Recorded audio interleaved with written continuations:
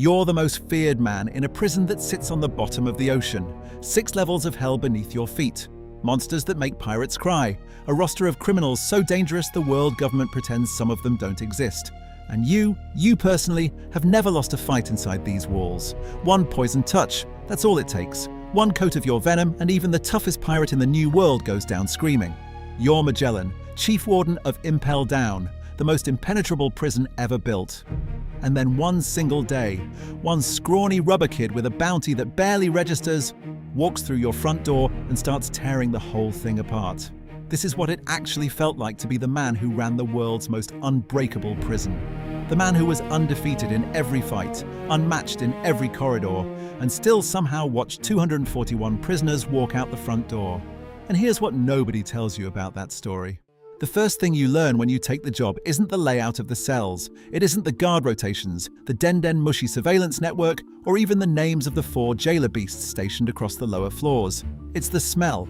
Impel Down doesn't smell like a prison. It smells like something older than that, something final. 6 floors underground, ringed by the calm belt. The smell is sulfur from level 4's eternal furnace mixing with the frost from level 5, curling together in the ventilation shafts until every corridor carries a faint whiff of something between burning rock and frozen nothing. You stop noticing it after the first year. Your guards stop noticing it after the first month. The prisoners never stop noticing it. That's intentional. When Magellan first becomes Vice Warden, the inmates treat the appointment like a joke. The man with the Doku Doku no Mi, the Venom fruit, as their jailer. Funny. He's built like a demon out of a cautionary tale. Bat wings folded at the shoulders, 2 ornamental horns curving from his head that double when needed, as weapons he can channel his poison directly through. He looks like something the devil would hire to guard the devil's basement. The other guards keep a polite distance. Not out of disrespect, they'd follow Magellan into any corridor without hesitation. But because Magellan's body produces toxins constantly, involuntarily, the way other people produce sweat. Shaking his hand is survivable if you're lucky. The only person who hugs Magellan is nobody. That's always been the arrangement. Hannibal, Magellan's subordinate, a long-faced, relentlessly ambitious deputy who never quite hides how badly he wants the warden's chair, makes a point of telling visitors that Magellan only actually performs his warden duties for 4 hours a day. What Hannibal conveniently leaves out is that those 4 hours of Magellan on patrol represent more deterrent power than 3 full shifts of any other guard alive. One walk through level 4. One slow survey of the cages. Every prisoner who catches a glimpse of that enormous silhouette stops rattling their bars immediately. The job isn't complicated. The job is contain. Hold the line. Keep the worst of the world locked in the dark where it can't hurt anyone. Magellan's been doing it for years. Magellan is very, very good at it. There is, however, one small operational complication. Magellan eats poison. Intentionally, enthusiastically. 3 meals a day, seasoned with toxins the way another man might use salt. The side effect, deeply embarrassing, discussed in hushed tones by every guard who's ever covered Magellan's shift, is that Magellan spends about 10 hours of every day in the bathroom. Which means that on any given day, Magellan is simultaneously the most dangerous man in Impel Down and one of the least available. Hannibal never fails to mention this either. Most people who've heard of Impel Down imagine a simple structure. Criminals go in, criminals never come out. Clean, institutional, permanent. What the world government doesn't mention, because it officially barely acknowledges Impel Down exists, is that the 6 levels of this place are engineered to break people at every possible frequency. Level 1. Crimson Hell, where the grass and trees are made of sharp blades. Level 2. Wild Beast Hell, a labyrinth of corridors echoing with manticores, sphinx, basilisk, animals too big and too wrong to belong in a sane world. Level 3. Starvation. Hell, a dry, airless wasteland where the heat from level 4 rises through the stone, and the food given is so little it functions as a reminder that food exists, not as nourishment. Level 4 is where Magellan lives when he's not in the bathroom. Blazing Hell, a massive open furnace floor where the heat makes the air shimmer and the stone walls sweat. This is where dangerous prisoners from the upper floors get sent when punishment is required. The great boiling soup vat in the center isn't decorative. Level 5. Freezing Hell, an impossible contrast. The temperature drops so severely that wolves made of ice run the corridors.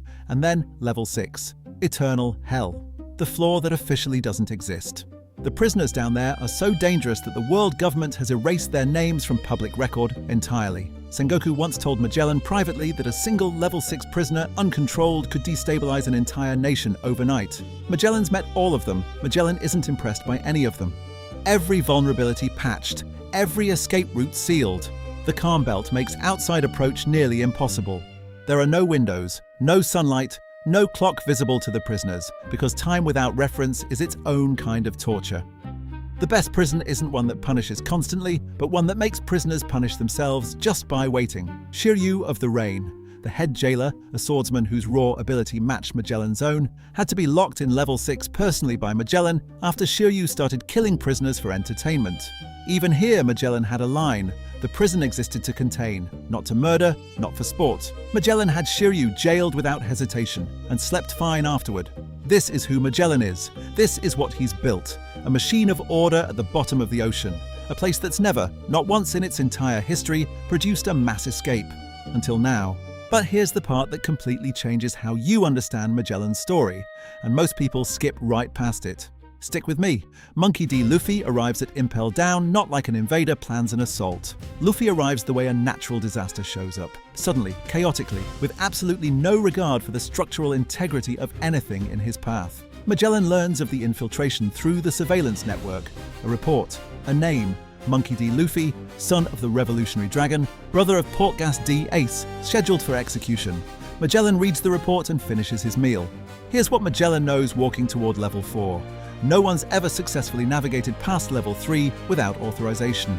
Level 4 alone has repelled every unauthorized entry in the prison's history. And above all of this, Magellan simply has to touch Luffy once. One touch, one dose. The venom does the rest. Magellan finds Luffy and Bentham in level 4 and does what he always does. Magellan uses Hydra, 3 enormous serpents of liquid poison, each one wide as a hallway, dissolving the floor wherever they land. The Hydra engulfs Luffy completely. Luffy goes down covered head to toe in venom that would dissolve steel. Magellan has him sent to level 5. That should have been the end. But somewhere between level 5 and the passage of the next several hours, something in the back of Magellan's mind registers an unusual quiet. The particular, slightly too still quality of a building holding its breath. Magellan's still in the bathroom when it starts. The second confrontation is nothing like the first. Luffy, alive, unbelievably alive, somehow cured by Emporio Ivankov, hidden in a secret pocket of the prison Magellan didn't know existed, comes screaming back up through the levels at the head of a growing army. Crocodile, Jinbei, Daz Bonez, Buggy the Clown, Ivankov himself. Magellan races to intercept them at level 2. This time Magellan activates Venom Demon, Hell's Judgment, a full-body transformation coating him in an enormous shell of corrosive red poison, so dense it takes the shape of a demon's silhouette. A demon that dissolves stone on contact, that fills the corridor like a red fog that eats everything it touches. Even Crocodile moves wide of its perimeter. Even Jinbei gives it a respectful berth.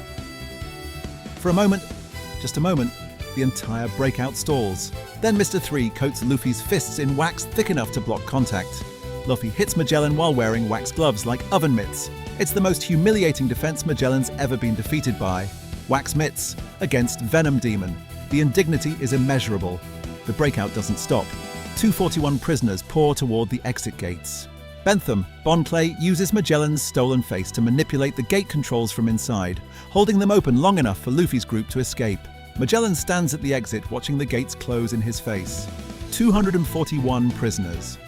Gone. In a building that had never lost this many at once. Magellan kneels. Not out of submission, out of the particular exhaustion that comes from doing every single thing correctly and watching the outcome arrive wrong anyway. The Blackbeard pirates, saved by the freed Shiryu, have also vanished with the worst of level 6. Magellan was left near death, beaten by Blackbeard's crew before they fled. Magellan had done his job, the prison had not. The world government's response carries the specific flavor of punishment that only a bureaucracy can deliver. Hannibal becomes chief warden, Magellan becomes vice warden. The title change doesn't alter the uniform. Magellan still walks the same corridors, still patrols the same levels, still maintains the same posture of absolute authority that makes prisoners go silent the moment they hear his footsteps. The Venom fruit doesn't care about job titles. The Hydra still dissolves everything it touches, but something subtle shifts. When important visitors arrive, they ask for Hannibal, who greets them with that particular combination of genuine enthusiasm and barely concealed greed that's always defined his professional personality. Magellan goes back to his 4 hours of patrol, and back to the bathroom for 10. The thing about Magellan, The thing Hannibal perhaps doesn't fully understand is that Magellan never served this prison for the title. He served it because he believed in what it represented, a wall between the world and the worst things in it, a place so final, so complete, that decent people somewhere far above on the surface could go about their lives without having to think too hard about what had been put away. Magellan still believes in that wall, even now, even demoted, even after watching 241 criminals walk through his gates like they own them, because the wall is still there. Rebuilt, reinforced, Magellan still walks it every day. Years later, Magellan's standing watch over a prisoner, Doflamingo, restrained after Dressrosa, when a world government official passes through and calls Impel down a system in need of fundamental reform. Magellan says nothing. Magellan looks at the cell, looks at the wall, looks at Doflamingo sitting very, very still in the presence of all that poison. The system works, Magellan thinks. One day doesn't define a structure built for eternity. There's something that never made it into any official world government report about the Impel Down incident. Something that lives only in the memory of the guards who were there, watching the aftermath unfold in the silence after the gates closed, before the paperwork started, before Hannibal got his new title. Magellan walked back alone through every level of the prison, all 6 of them, not on patrol, not on duty, just walking, touching the walls, looking at the empty cells where level 6 prisoners used to sit, standing in the heat of level 4 until the sweat, or whatever passed for sweat in a man made mostly of venom, soaked through his uniform. Then Magellan went back to his desk and started writing recommendations for the security improvements that would make sure it never happened again, not because someone told him to, because that's what Magellan does. The strongest aren't always the ones who win every battle. Sometimes they're the ones who keep showing up for the wall, even after the wall has failed, even after the title's been taken, even after the rubber kid with the impossible smile made the whole machine look fragile for one single day. In a world full of people racing toward the next horizon, Magellan never moved an inch from his post. And that, more than any poison, more than any devil fruit, is the thing that makes him dangerous. If this one hit different for you, drop a comment. I read every single one, and if you want to live more stories from the inside out, hit subscribe. There are a lot more characters in this world worth living as.